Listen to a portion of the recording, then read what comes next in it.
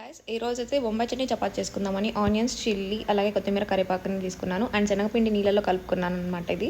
And అలాగే oil తీసుకున్నాను and ప్యాన్లో 2-3 స్పూన్స్ ఆయిల్ వేసాము, ఆవాలు వేసాను, కొంచెం జీలకర్ర వేసాను అండ్ తర్వాత పోపు వేసాను అనమాట. దాంట్లో కరివేపాకు తర్వాత కాస్తంత చిల్లీస్ వేసాను, ఆనియన్స్ కూడా కొంచెం వేసాను అనమాట.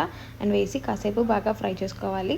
అండ్ చేసుకున్న తర్వాత దాంట్లోకి మనం కొన్ని స్పైసెస్ అనేది యాడ్ చేసుకోవాలి, అంటే సాల్ట్ అలాగే దాంతోపాటు కాస్తంత పసుపు, చిటికెడంత పసుపు వేసుకోండి. దాని తర్వాత బంగాళదుంపనైతే నేను ఉడకబెట్టేసుకునేసి దాన్ని మ్యాష్ చేసేసుకోవడం జరిగింది. దాంట్లో దాన్ని వేసేసాను అనమాట. సో మొత్తం కూడా కొత్తిమీరతో అయితే గార్నిష్ అనేది చేసేసుకున్నాను.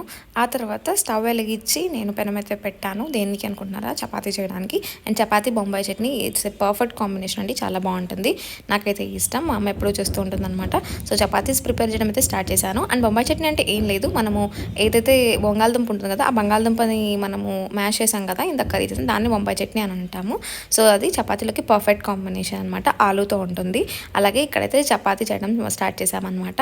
సో చపాతీ అనేది ఎంత సాఫ్ట్గా వస్తే అంత బాగా వస్తుంది అనమాట. మనం పిండిని కలుపుకునే దాన్ని బట్టి కూడా ఉంటుంది, సో చేసే దాన్ని బట్టి కూడా ఉంటుంది అనమాట. అలాగే చపాతీ అయితే పెనం మీద వేసేసాను. అండ్ వేసాక వాటిని కాస్త పొంగేటప్పుడు అటు ఇటు మరలించాలి. అండ్ దాని తర్వాత మనము ఆయిల్ వేసుకుంటే వేసుకోవచ్చు, లేదంటే లేదు. మరి మాకైతే కొంచెం ఆయిల్గానే ఇష్టం కాబట్టి కాస్త ఆయిల్ అనేది నేను అప్లై చేస్తాను అనమాట. సో ఆయిల్ అయితే మీరు కావాలంటే వేసుకోవచ్చు అండి.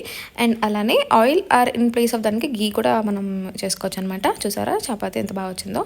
సో అంతేనండి. అలాగా చపాతీలోకి మనం ఇంకా దాన్ని సర్వింగ్ ప్లేట్లోకి తీసేసుకొనేసి అండ్ దెన్ మనము మన కాంబినేషన్ ఏదైతే ప్రిపేర్ చేసుకున్నామో బొంబాయి చట్నీలోకి మనం వేసేసుకొని ఇంకా అంతేనండి, మన డిన్నర్ అయితే రెడీ అయిపోయినట్టే. చూసారా ఎంత బాగుందో అసలు బొంబాయి చట్నీ, చాలా బాగుంది కదా.